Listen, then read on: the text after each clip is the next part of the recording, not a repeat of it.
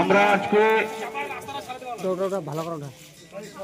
সবাই মিলে উপস্থিত হয়েছি রারিয়া ও মারিয়া সরজমিনের সব আলেমে দ্বীন এবং সব হুজুর উপস্থিত হয়েছি রারিয়া এবং মারিয়া এক হয়ে আমরা এখানে উপস্থিত হয়েছি এই কারণে উত্তর পূর্বে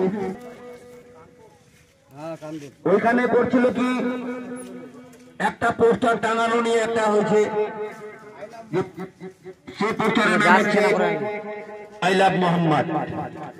আই লাভ মোহাম্মদ লেখার পর থেকে উত্তরপ্রদেশের সরকার, পুলিশ প্রশাসন আমাদের উপরে যা জুলুম করছে, উত্তরপ্রদেশের সরকার এবং প্রশাসন সেখানকার মানুষদেরকে অ্যারেস্ট করেছে। আমরা চাই ওখানকার গভর্নমেন্টের অফিসারদের, সরকারদের কাছে আমরা বিচার চাই যে আমাদের মানুষদেরকে এবং আই লাভ মোহাম্মদ লেখার কারণে যদি অ্যারেস্ট করতে হয় আমরা অ্যারেস্ট হব। আপনারা অ্যারেস্ট করুন। আমরা I love Mohammad, I love Mohammad, I love Mohammad, I love Mohammad. আমরা নবীজির কারণে আল্লাহ আমাদেরকে এত হায়াত দিয়েছে, আমরা নবীর মুহাব্বত এত দূরে রেখেছি। আমরা নবীজির কারণে আমরা দরকার পড়লে আমাদের নিজের গর্দন কেড়ে দেব, কিন্তু আমরা নবীর দস্তাবিজকে কখনো মেনে নিব না। কেউ মেনেন? কেউ মেনে নিবেন?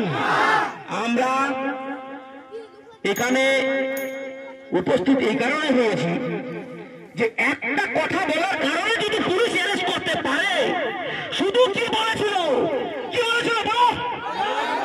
I love Mohammad, I love Mohammad, I love Mohammad বলে যদি আমাদেরকে অ্যারেস্ট করে, অ্যারেস্ট করুন, আমাদেরকে গুলি করুন, গুলি।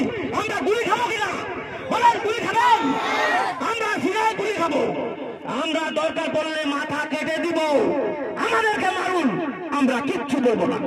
আমার মেয়েদেরকে মারুন, ছেলেদেরকে মারুন, আমাদেরকে থাপ্পড় দিন, আমরা কিচ্ছু বলবো না।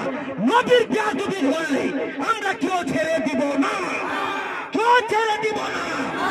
দরকার পড়লে আমাদের গর্দনও যেমন কাটতে পারি। আল্লাহ যদি ওইরকম হয়, আর কিছু বললাম না, এখানকার প্রশাসন খারাপ। তার কারণে আমরা নবীর এত মহব্বত রেখেছি। নবীর মহব্বতের কারণে আমরা এখানে উত্তরপ্রদেশের গভর্নমেন্টদেরকে অনুরোধ যে আপনি যে ব্যক্তিদেরকে অ্যারেস্ট করেছেন তাদেরকে অবশ্যই ছেড়ে দিবেন। আর এইরকম যেন না হয়, যে কোনো ধর্মের ব্যাপার নিয়ে আপনি অ্যারেস্ট করছেন, আরে যার যার যেটা ধর্ম সেটা করবে, যার যেটা মহব্বত সেটা মহব্বত দিয়ে রাখবে। আমাদের যেমন হুজুর সাল্লাল্লাহু তাআলা আলাইহি ওয়াসাল্লাম, ইনি আমাদের জানের তখন বিপদ। আমরা আমার মা বাপ থেকে, নিজের সন্তান থেকে, নিজের জান থেকে বেশি মহব্বত আমরা করি তাকে।